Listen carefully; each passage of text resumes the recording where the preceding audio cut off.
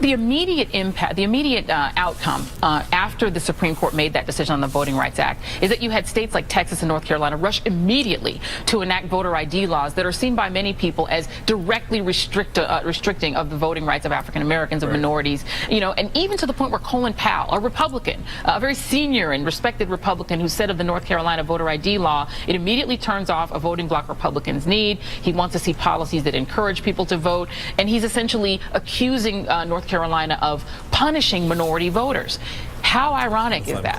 It's incredibly ironic, but I mean, I think we need to be aware of the extent of the racism that still permeates the society. There's a tendency, you look back, you know, 50 years to the March on Washington, and you talk about the progress that's been made. Obviously, there's been significant progress, you know, but there's a tendency to overstate it, and that leads you to overlook the problems that exist now, the problems of continuing racism, job discrimination, housing discrimination. Schools are probably as segregated or almost as segregated now, public schools, as they were back in 1963.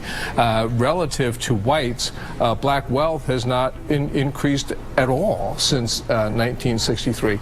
All of these problems are rooted to some extent in the different treatment that blacks get relative to whites, and there's been a reluctance to acknowledge that.